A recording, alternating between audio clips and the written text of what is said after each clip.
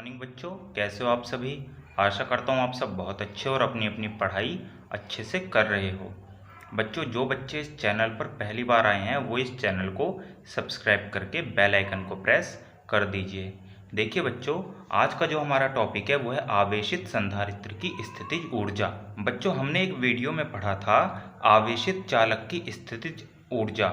ठीक है, तो जो जो फॉर्मूले उसमें आए थे वही वही फॉर्मूले इसके भी हैं, यानी कि बस वहाँ चालक था, यहाँ पर संधारित्र है।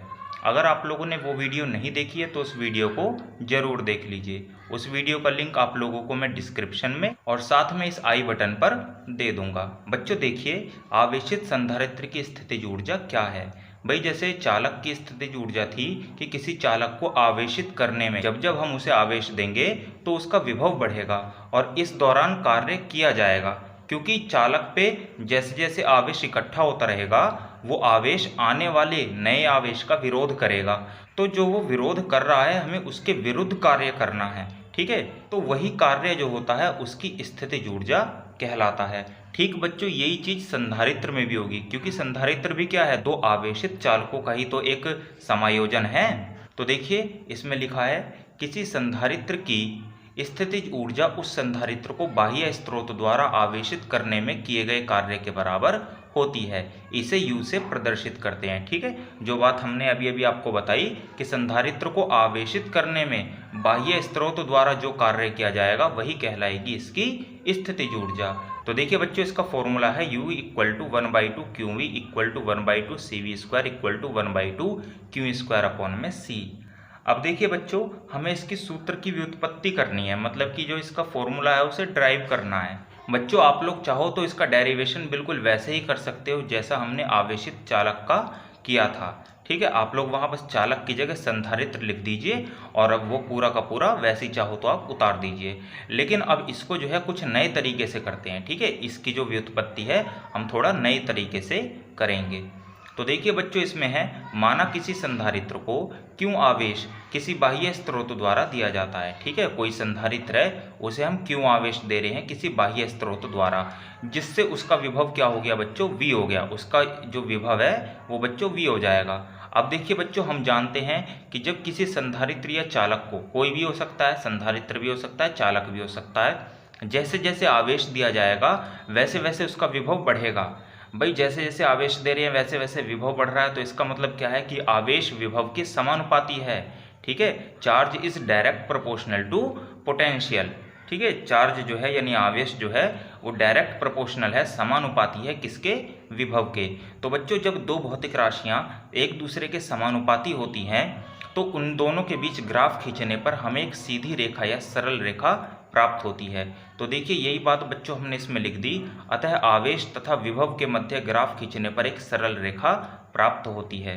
फिर देखिए बच्चों, ये हमने आवेश और विभव के मध्य ग्राफ खींचा है। ठीक है, ये x अक्ष पे हमने विभव को माना है और y अक्ष पे आवेश को माना है। तो बच्चों देखिए, हम यहाँ 0 से इसको आवेश दे रहे हैं तो इसका विभव शुरुआत में 0 था। अब जैसे जैसे आवेश देंगे वैसे वैसे इसका विभव भी बढ़ेगा। तो बच्चों, हमें ये सीधी रेखा प्राप्त हुई। ठीक है, हमने मान लीजिए इसे यहाँ तक बढ़ाया। अब इस बिंदु से मतलब बिंदु ए तक हमने बढ़ाया और बिंदु ए से हमने इस V अक्ष पर मतलब x अक्ष पर जिस पर हमने विभव माना है उस पर एक लंब डाल देंगे AB। ठीक है, तो यहाँ तक बच्चों हम विभव को मान रहे हैं, यानी कि हमने इसे क्यों आवेश दिया तो इसका विभव हो गया V। अब देखिए बच्चों, अतः संधारित्र को आवेशित करने में किया गया कार्य, यानी कि संधारित्र को आवेशित करने में कितना कार्य किया जाएगा वो होगा W इक्वल टू वक्र OAB का क्षेत्रफल। बच्चों, आप लोग इसमें देख रहे हो ये छोटे से डायग्राम में, ये जो O है और ये A ये B। ठीक है, O मूल बिंदु पर है, A ऊपर है, B नीचे है विभव अक्ष पर। ठीक है, अगर हम इस वक्र का क्षेत्रफल निकाल दें तो वही किया गया कार्य आ जाएगा। तो देखिए बच्चों, ये एक त्रिभुज के रूप में है। ठीक है, तो ये हो जाएगा त्रिभुज OAB का क्षेत्रफल।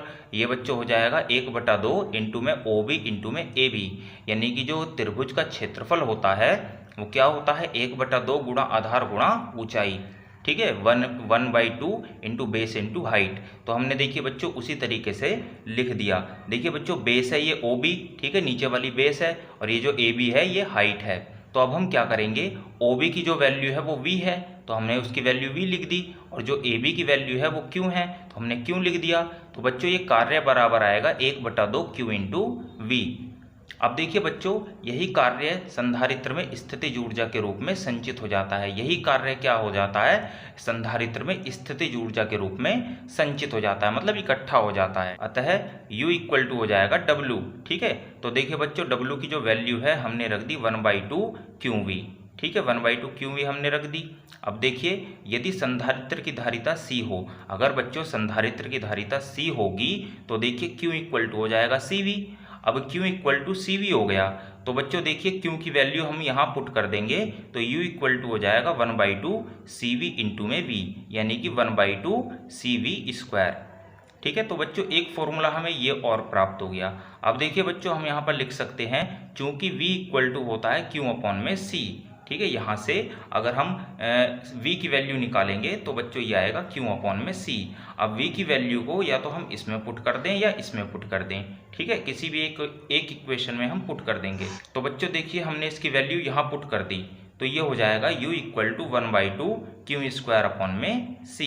तो बच्चों देखिए, ये हमें स्थितिज ऊर्जा का तीसरा सूत्र प्राप्त हुआ है। अतः हम कह सकते हैं कि जो संधारित्र की स्थितिज ऊर्जा है वो होती है बच्चों U इक्वल टू 1/2 QV बराबर होता है 1/2 CV स्क्वायर बराबर होता है 1/2 Q स्क्वायर अपॉन में C। तो बच्चों आशा करता हूँ आप लोगों को ये टॉपिक अच्छे से क्लियर हो गया होगा। अगर किसी बच्चे को कोई भी प्रॉब्लम हो तो वो हमसे कमेंट बॉक्स में पूछ सकता है। तो बच्चों आज की वीडियो में बस इतना ही, मिलते हैं अगली वीडियो में अगले टॉपिक के साथ। Okay, thank you.